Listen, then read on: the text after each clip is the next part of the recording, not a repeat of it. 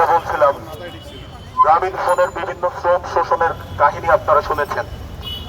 আপনারা আরেকটি শ্রম শোষণের কাহিনী শুনলে আপনারা শিহরিত হবেন যে গ্রামীণ ফোন সুশীল সেজে কিভাবে আমাদের দেশের শ্রম শোষণ করছে আর লক্ষ কোটি টাকা বিদেশে পাচার করছে।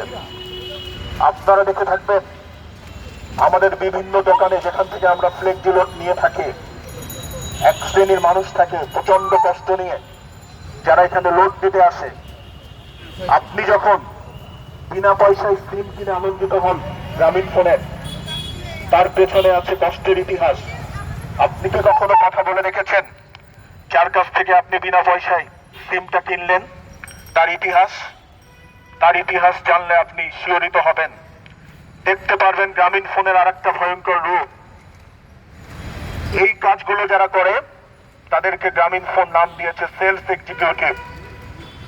এই মানুষগুলো সকাল 9টা থেকে শুরু করে রাত 10টা পর্যন্ত যে কাজগুলো করে তার প্রতিটা কাজই করে তারা গ্রামীণ ফোনের জন্য। গ্রামীণ ফোনের বাইরে তারা একটা কাজও করে না। কিন্তু গ্রামীণ ফোন এই মানুষগুলোকে তাদের কর্মী হিসাবে স্বীকার করে না। গ্রামীণ ফোন এদের কোনো শ্রম অধিকার সংরক্ষণ করে না। আপনারা দেখবেন যে তারা ওভারটাইম বলে, যারা সেলস এক্সিকিউটিভ আছেন তারা ওভারটাইম বলে কোনো শব্দের সাথে পরিচিত না। কিন্তু তাদের সকাল শুরু হয় 8টা থেকে 6টা থেকে আর রাত 10টা পর্যন্ত তাদেরকে কাজ করতে হয়। গ্রামীণ ফোন তাদেরকে ডিস্ট্রিবিউশন হাউজের সিল লাগিয়ে দিয়েছে যে আপনারা ডিস্ট্রিবিউশন হাউজের কর্মী, এইভাবে তাদেরকে শ্রম শোষণ করা হচ্ছে। আর গ্রামীণ ফোন যে প্রফিটের গল্প করে, যে প্রফিটের গল্প আপনাদেরকে শোনায়, এই প্রফিট তৈরি করার পেছনে সবচাইতে বড় ভূমিকা যদি রেখে থাকে গ্রামীণ ফোনের ওই সেলস এক্সিকিউটিভ গুলো, যাদেরকে তারা নিজেদের কর্মী হিসাবে স্বীকার করে না, যাদের শ্রম অধিকারকে তারা স্বীকার করে না। আমরা দেখেছি, আমরা খুব ক্লোজলি তাদের সাথে কাজ করেছি। এই সেলস এক্সিকিউটিভ গুলো না থাকলে আজকে গ্রামীণ ফোনের এত বড় বিল্ডিং দেখতে পারতেন না।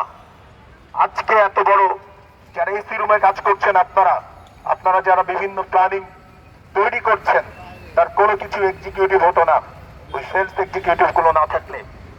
আরো মর্মান্তিক ব্যাপার, তাদেরকে মোটরসাইকেল দেওয়া হয়, তাদের মাথায় দেওয়া হয় এক রাশ টেনশন। এই টেনশন নিয়ে তারা যখন সেলস টার্গেট নিয়ে গ্রামীণ ফোনের জন্য বের হয়, তারা অ্যাক্সিডেন্ট করে অনেক এসি মারা গিয়েছেন।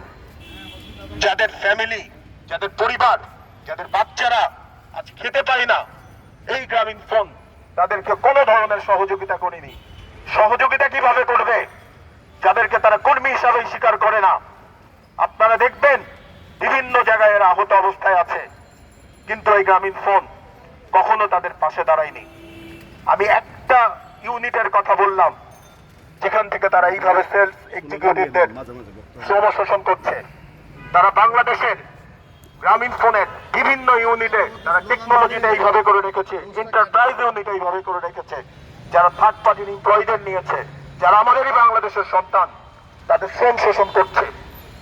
তাদেরকেও আমরা নিয়ে আসবো, তারাও আমাদের সাথে দাঁড়াবে।